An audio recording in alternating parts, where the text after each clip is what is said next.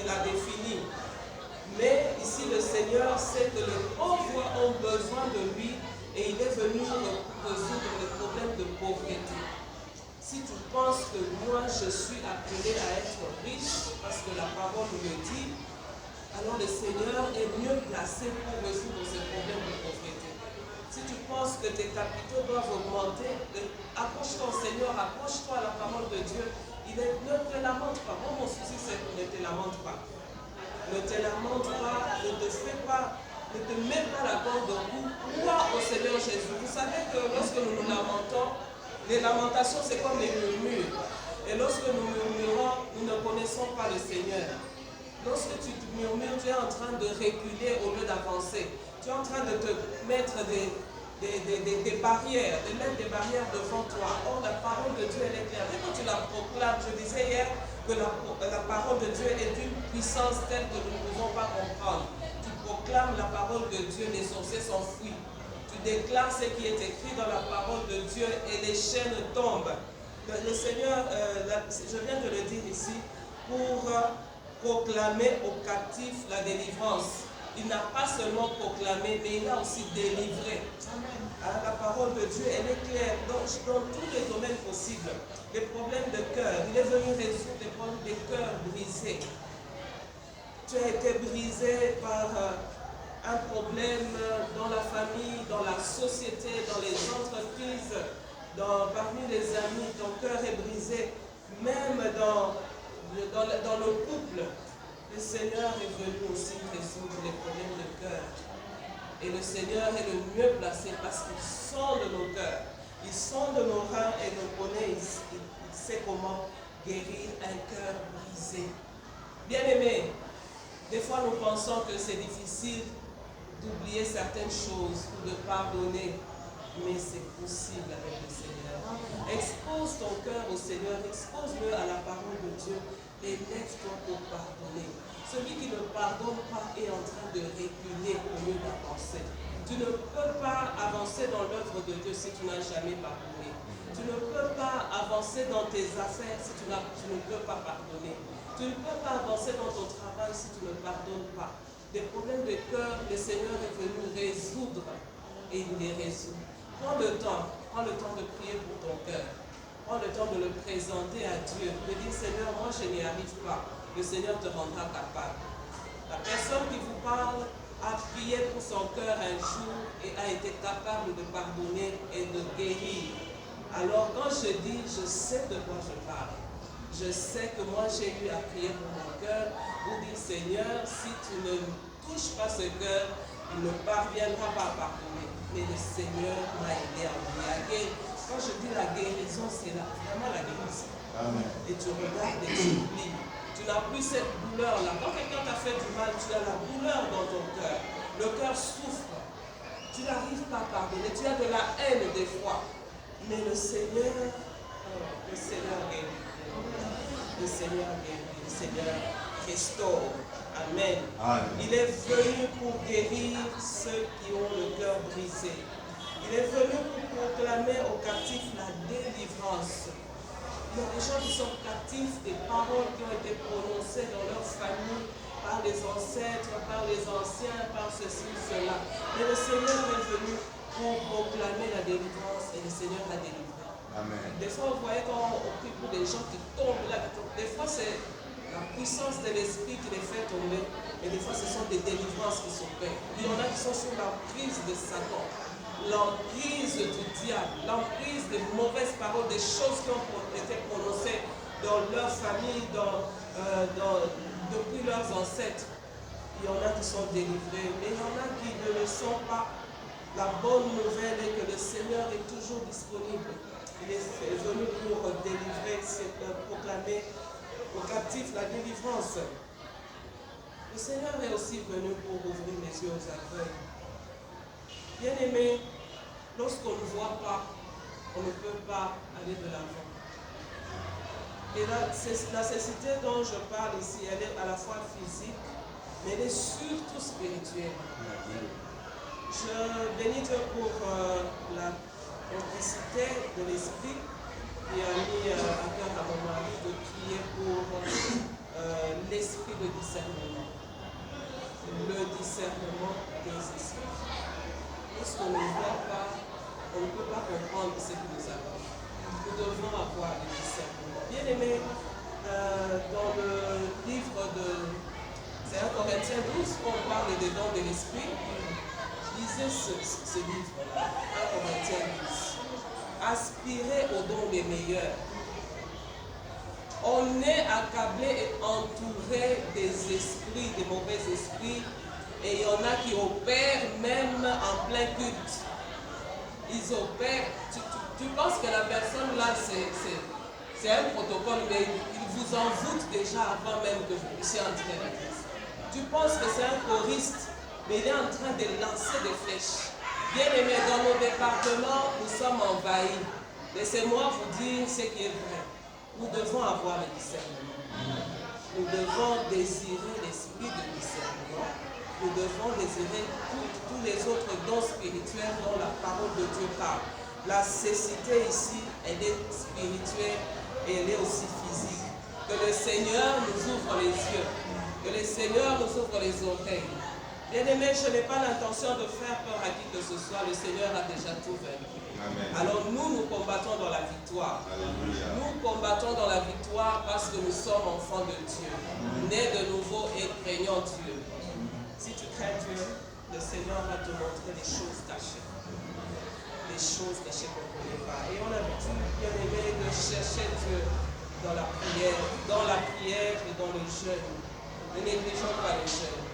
Quand on nous dit toujours, oh, venez, c'est vendredi de gloire, ou même des jeûnes personnels, il y a des gens qui disent, j'ai des problèmes de gastrite. Oh.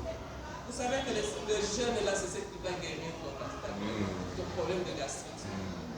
Tu vas avoir la victoire. Amen. La victoire.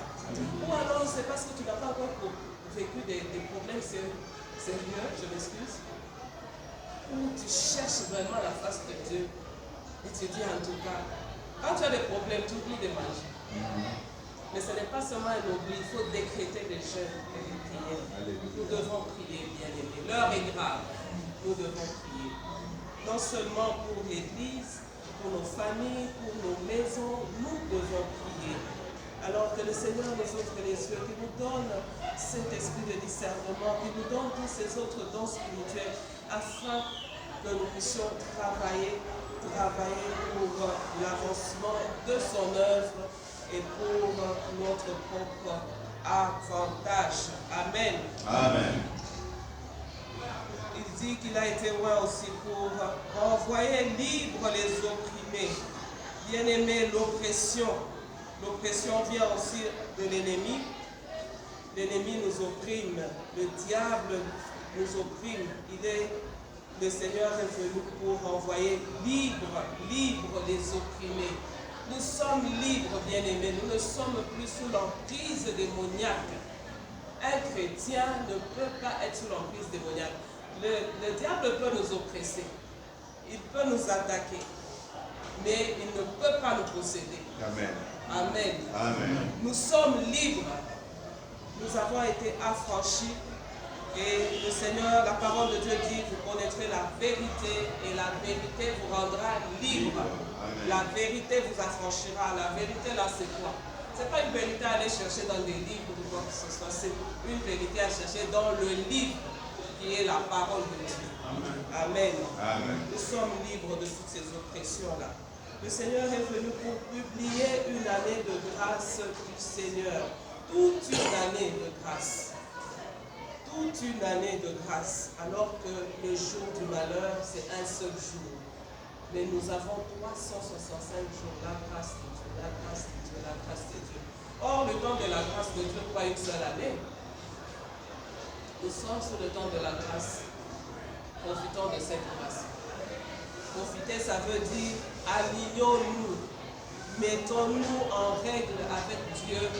Ne profitons pas de la grâce pour faire ce qui est négatif. Pour dire c'est le temps de la grâce. Oh, le Seigneur pardonne. Le Seigneur pardonne, mais il châtie aussi. Il châtie aussi, bien aimé. En tout cas, il faut que le Seigneur nous ouvre les yeux. Il faut que le Seigneur nous ouvre les yeux. J'assiste l'esprit de discernement, c'est très important. Nous ne savons plus qui est qui, on ne sait plus à qui faire confiance. Nous nous appelons frères, sœurs, mais nous avons des infiltrés, des ennemis parmi nous. Mettons-nous sous nos gardes et cherchons le Seigneur. Toi qui marches un pied dedans, un pied dehors, tu es la cible de l'ennemi. Tu es une cible. Garde-toi et reste fidèle à Dieu. Reste fidèle à Dieu. Ce n'est pas le fait de mettre nos pieds ici qui fait que nous soyons sécurisés. C'est le fait que nous marchons dans la crainte de Dieu qui fait que nous soyons sous la sécurité, la protection de Dieu. Si tu sais, bon, je vais aller à l'église le matin, le soir je vais prendre ma bière. On n'est plus à l'heure de la discussion sur la bière, est-ce que boire c'est bien ou boire c'est mauvais. Moi je dis que c'est mauvais.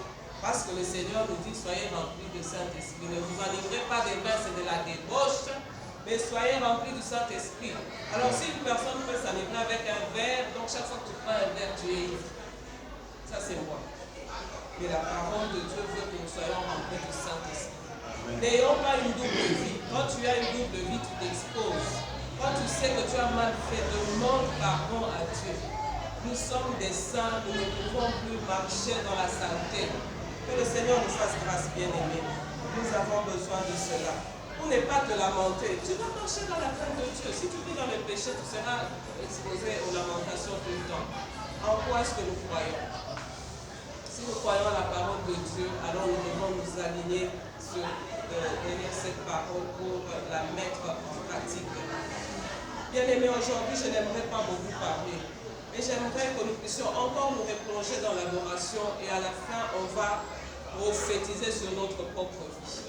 Tu es toi-même prophète de ta propre vie.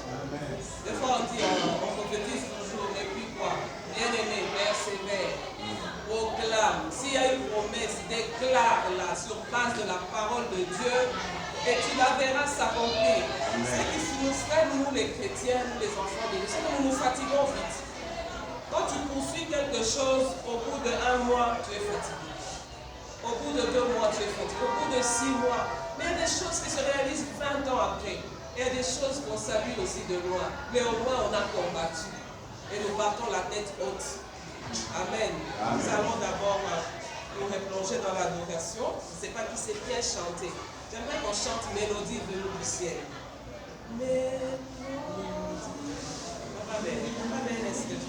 Du ciel, un chant doux.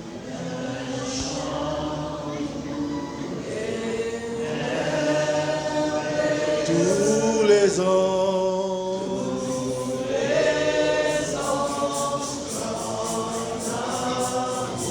Une seule voix.